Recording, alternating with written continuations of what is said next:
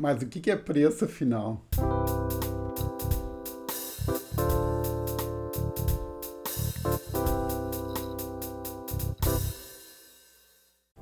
O preço, pessoal, é a quantidade de dinheiro ou outros recursos que devem ser dados pelo consumidor para ter acesso à nossa oferta, para receber em troca os produtos e serviços da nossa empresa. Esse preço, ele pode ser a moeda em si, né, o dinheiro a receber imediatamente, mas também pode ser uma promessa de pagamento, como é o caso do cartão de crédito, ou pode ser que o consumidor tenha uma outra coisa de interesse por parte da empresa, por exemplo, a atenção do consumidor, a nossa atenção, ela é algo de valor para as empresas da internet, porque a gente está consultando as páginas onde tem as informações e eles podem colocar banners ali.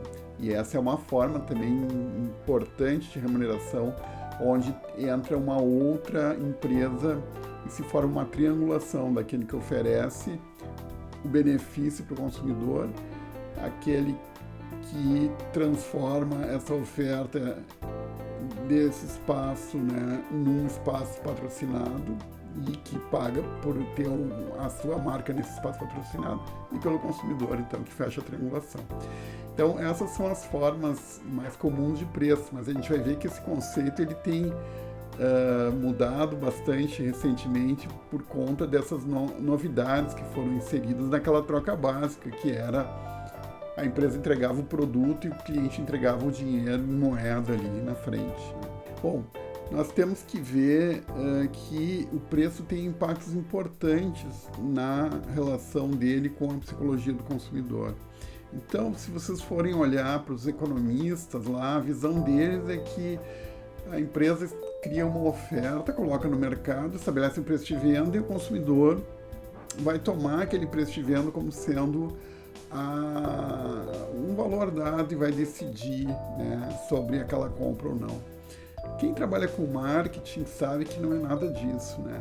Em primeiro lugar, os consumidores têm um espaço, né, na mente, na forma como eles lidam com as coisas, para guardar informações passadas sobre preços. Isso nós fazemos naturalmente, sabemos se um item está acima ou abaixo da expectativa que a gente tem de mercado. Às vezes a gente se engana, mas na maior parte das vezes a gente tem uma noção do que vale cada produto, pelo menos aqueles com os quais a gente está mais envolvido, com os quais a gente está mais prestando atenção.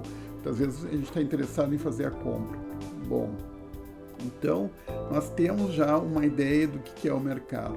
Nós também temos uma ideia do que é um preço muito abaixo do mercado. E quando a gente vê uma oferta de um produto com preço muito abaixo do mercado, nós também entendemos que alguma coisa está errada ali. Pode se tratar de fraude, pode se tratar de uma falsificação de produto, que também é uma fraude, pode se tratar de um produto prestes a vencer a validade no supermercado, quando a gente acha aquele iogurte maravilhoso que a gente adora a menos de R$1, alguma coisa está errada, né? Então é melhor conferir a validade. Então nós temos um nível de preços que nós entendemos que é natural, abaixo do qual nós também não aceitamos muito bem, né, uma oferta.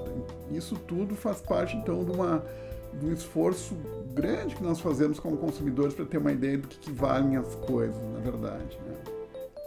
Então, para a gente poder lidar com essa questão, nós precisamos achar uma forma de descobrir o quanto o cliente está disposto a pagar pela nossa oferta.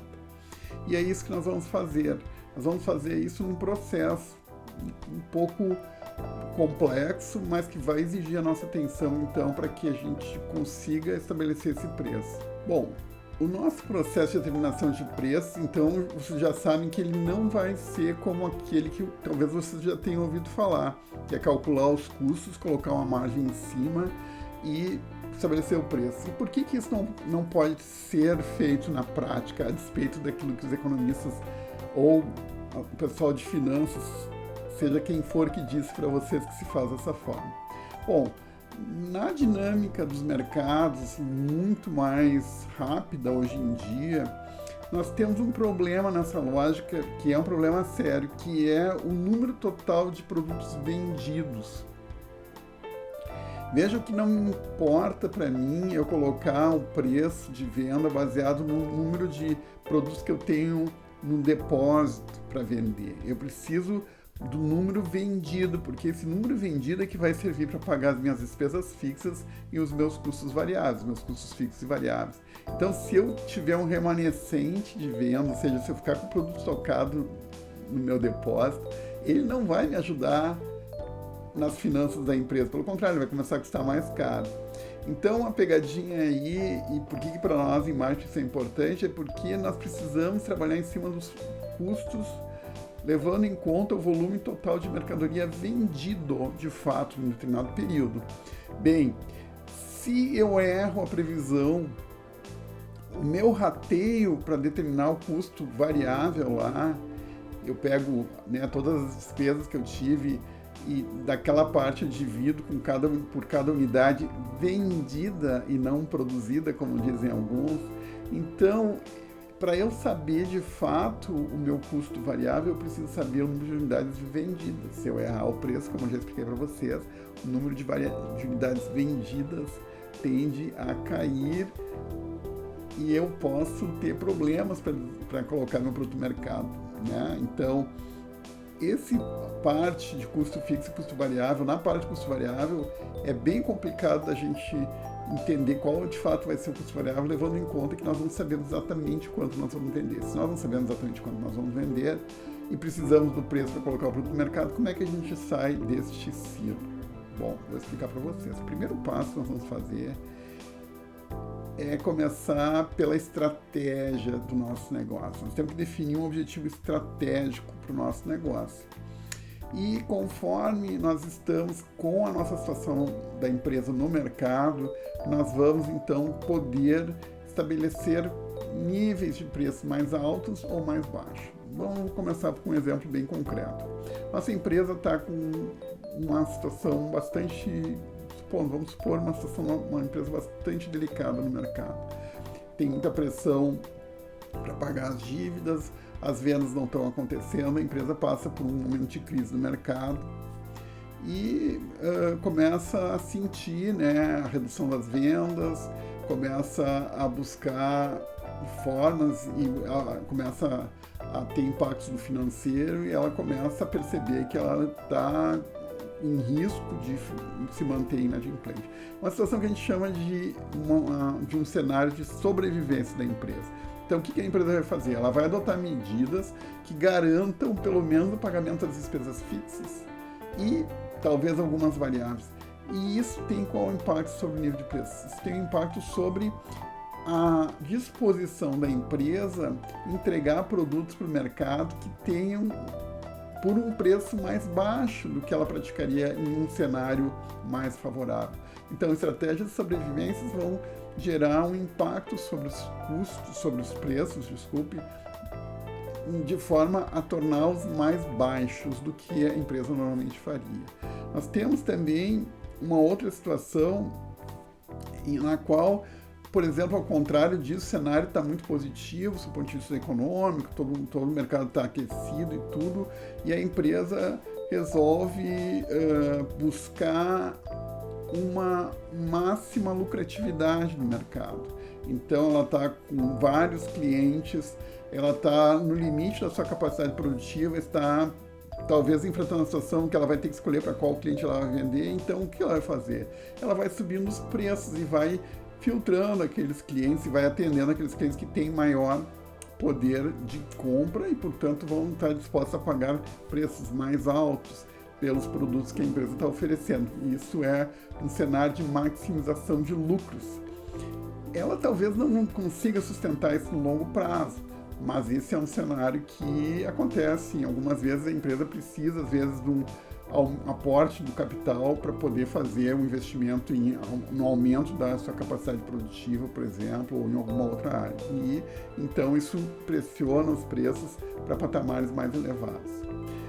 Por outro lado, a empresa pode estar numa outra situação, que ela está competindo pela liderança do mercado. A liderança do mercado, ou seja, aquela empresa que é a que mais vende produtos, daquela categoria de produtos é um lugar mágico, pessoal. Basta ser o líder de mercado e vocês vão ganhar de presente desse mercado um grande número de compradores que tomam esse processo de decisão de uma forma muito simplificada. Eles simplesmente optam pelo líder de mercado. Vocês já ouviram falar de guerra das cervejas e tem outras guerras também. O mercado automobilístico é muito competitivo também em relação a isso. É muito importante ser a cerveja número 1. Qual é a cerveja número 1? É a mais vendida. Tem uma lógica para os consumidores que se a cerveja é a mais vendida, ela deve ser a melhor de todas. Então, muita gente realmente no mercado compra a marca líder. E quando ela compra a marca líder, para aquelas marcas que estão competindo pela liderança, faz muita diferença entre ser o segundo lugar e o primeiro lugar. As empresas que estão no segundo lugar e que querem buscar essa liderança, então, elas são pressionadas a baixar os seus preços e literalmente comprar consumidores, comprar espaços desse mercado, pontos percentuais desse mercado, e fazendo isso, elas estão buscando a liderança. Bom, a partir do momento que elas inverterem a sua posição de segundo para primeiro lugar, elas têm a expectativa, então, de recuperar essas margens, esse valor, pela aquisição de clientes que são decisores muito fortemente baseados pelo critério da liderança. Se a empresa for líder de mercado, eu compro dela. Se ela estiver em segundo lugar, não sei, talvez não. Então, essa é uma outra situação estratégica que puxa os preços para baixo. Nós já falamos aqui em termos de preço também nas estratégias de desnatamento ou de penetração para novos produtos. Então, se a empresa tiver com novos produtos e ela usar a estratégia de desnatamento, é lógico que os preços que ela vai praticar são bastante elevados no mercado. Por outro lado, se ela buscar uma lógica de penetração, lançar novos produtos no mercado com preços muito baixos para tomar conta desse mercado e fechar o espaço para concorrência, então a gente está falando de que ela vai baixar muito os preços desses novos produtos e vai colocar esse produto a um preço muito baixo no mercado. E finalmente nós temos ainda uma situação em que a empresa busca liderança pela qualidade. Se a empresa está buscando investir no seu produto, aumentar o valor percebido pelo cliente, ela está fazendo isso com a expectativa de que ela possa cobrar um preço superior, um preço premium, como se chama, pelo produto premium.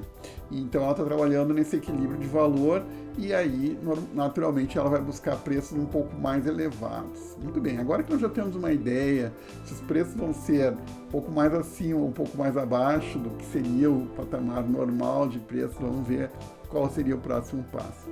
Bom, o próximo passo, conforme esses valores que nós estipulamos, será determinar qual é a demanda.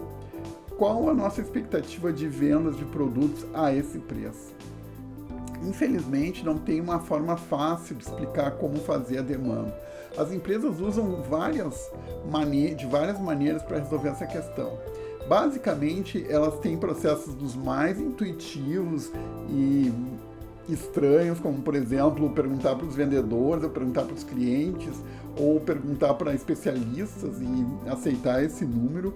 Ou elas podem trabalhar na sofisticação desses métodos e usar sistemas mais avançados, até de inteligência artificial, projeções com regressões, métodos estatísticos que fazem inferências das relações entre variáveis econômicas e o preço que o consumidor está disposto a pagar no mercado, modelos de distribuição das receitas dos seus consumidores para saber até que ponto os clientes estariam dispostos a pagar, e também, de uma forma aplicada na administração, aqui na Escola de Administração, a empresa pode usar uma pesquisa de mercado usando a técnica de análise conjunta. Com a análise conjunta, ela tem condições de definir um preço de uma forma muito adequada, porque ela vai entender a estrutura de valores do consumidor, do cliente dela, e entendendo a estrutura de valores do cliente dela, ela é capaz de definir qual é o preço que o consumidor está disposto a pagar por aquele produto. Bom, se ela sabe qual é o preço que o consumidor está disposto a pagar por aquele produto, levando em conta um conjunto de consumidores, ela é capaz de dizer qual é a quantidade vendida para esse determinado nível de preço. E aí ela calcula a demanda. Por incrível que pareça, agora que a empresa vai estimar seus custos, é agora que entra aquela conversa dos economistas que dizem que tem que saber o custo fixo, custo variável, fazer rateio, etc., aquela coisa toda. Bom, tem que fazer isso porque agora está na hora da gente descobrir se esse preço que nós temos em mente, que nós estamos planejando colocar no mercado, levando em conta o volume total vendido, se ele vai pagar as contas da empresa ou não em relação àquela operação. Pode parecer estranho isso, que só agora que a gente vai fazer isso e depois a gente não vai estabelecer então qual é uma margem que nós podemos trabalhar. Não, não vamos, porque quem estabelece a margem, em última conta, é o consumidor final. É o comprador, e ele que vai dizer se ele aceita a nossa margem. Nós temos que saber qual é a margem que ele aceita e para gerar negócio. Nós é que temos o compromisso de gerar o negócio. O consumidor vai fazer a escolha conforme a conveniência dele. Então, veja o que interessante. Nós tendo agora, sabendo qual é a margem, nós temos que saber se nós somos aptos ou não a explorar esse nicho de mercado. Basicamente, se a gente chegar à conclusão que o nosso custo é maior do que o preço que nós podemos praticar no mercado, significa que a gente vai jogar a toalha e vai dizer, então tá, eu não tenho margem para trabalhar nesse mercado. Não, nada disso. A gente vai voltar para a nossa operação, vamos ver o que a gente pode cortar de custos que não afetam a percepção do consumidor final, e aí nós vamos tentar fazer com que os nossos custos operacionais tornem esse projeto viável. É claro que às vezes não vai dar certo, a gente vai ter que abrir mão deste mercado, mas vejam, se a gente abre mão de muitos mercados, daqui a pouco a gente é capaz de ficar sem nenhum. Então, nós temos que voltar, fazer o nosso tema de casa e cortar os custos que não agreguem valor para o cliente. Então, este é a etapa de fazer a estimativa de custos e ver se esse custo que nós temos para esse produto, se ele gera margem ao valor de mercado que a gente está em vista. Depois disso, nós vamos analisar os nossos concorrentes. Vamos ver se os nossos concorrentes estabelecem preços maiores ou menores do que o nosso, se eles têm uma estrutura de custos que, ao preço que eles praticam, eles têm margem ou não, se eles têm fôlego para manter esses preços no longo prazo. Enfim, toda a estrutura de custos e de valor, de preço, né, de rentabilidade para os nossos concorrentes, nós temos que levar em conta para decidir também qual vai ser o nosso preço final de mercado. Bom, nós precisamos agora definir mais concretamente qual é o nível de preço que nós vamos praticar. Nós já temos, então, uma determinada ideia de valor, nós estabelecemos um preço que seja compatível com os nossos concorrentes, que tenha margem para nós, que o cliente vê que nós vemos capacidade de compra no mercado através da estimativa de demanda, que está coerente com a nossa posição estratégica do nosso negócio. E aí nós vamos estabelecer formas de operacionalizar. O que significa isso? Nós vamos criar um método de realização do cálculo do preço da venda. E aí nós temos várias possibilidades que estão na literatura. O mais comum que vocês vão encontrar aí é o markup. O que é o markup? Markup é aquela forma de fazer as contas do preço de venda que muitos microempresários fazem, que é pegar o custo e multiplicar por um número aleatório.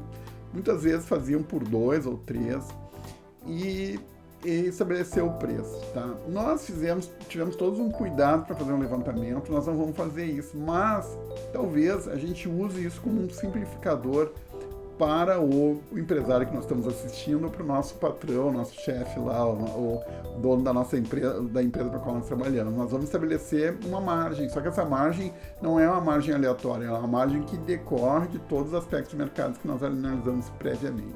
Existem outras formas de fazer isso, como estabelecer um retorno-alvo. Algumas empresas consideram cada segmento do mercado como sendo um negócio à parte, dizem, nós vamos fazer negócio nesse segmento desde que eles nos deem uma rentabilidade acima de 10% ao ano, ou 20% ao ano, enfim, estabelecem alguns valores que são balizadores de quanto que essa margem deve ser. Outras empresas ainda calculam qual é o valor ideal do ponto de vista do cliente, que é uma abordagem mais próxima do marketing. Outras levam em conta o valor de mercado, são, por exemplo, no mercado de commodities, não tem muito como a empresa tentar negociar preço. Se ela não atende o preço do mercado, ela está fora, é muito forte isso. Cimento, aço, os materiais todos que são commodities, eles têm um valor de mercado que o mercado está disposto a pagar, e bom, a empresa tem que estar coerente com esse valor, ou ela não vai ter cliente simplesmente. Ou ainda tem casos especiais que a empresa trabalha com licitações, então tem outras formas de estabelecer preço, né, a partir do conjunto de informações que a gente levantou nas etapas anteriores. Para estabelecer um nível de preço final, então, ainda a empresa tem que levar em conta que tem valores numéricos que têm significados especiais para os consumidores. O caso típico, se vocês forem observar, isso é usado no mundo inteiro, são aqueles valores fracionados. Então não é R$40, é R$39,90, R$39,95 às vezes. Esse preço psicológico, como ele é chamado, ele puxa para baixo a percepção do nível de preços para o consumidor, que entende que R$39,90 é um pouquinho mais do que 30 e não que é R$40 de fato. Então ele põe para uma faixa inferior a percepção de preço deles. Todo mundo aplica isso por uma única simples razão, é que funciona. Então as pessoas, se vocês forem olhar em todos os produtos praticamente, nos Estados Unidos, na Europa, todo mundo usa isso, então é porque funciona, vocês também devem usar. Muito simples essa decisão, tá?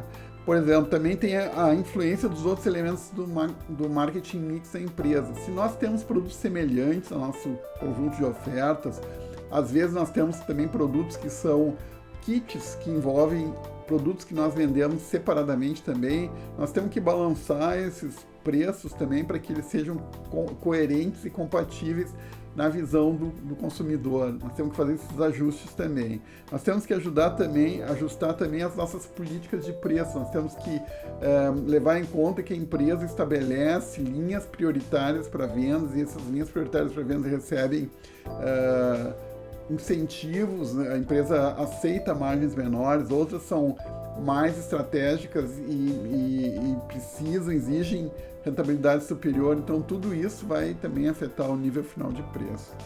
E também nós temos que pensar o impacto desses preços sobre os nossos concorrentes, os nossos fornecedores, como é que eles vão perceber o nosso negócio a partir desse nível de preço.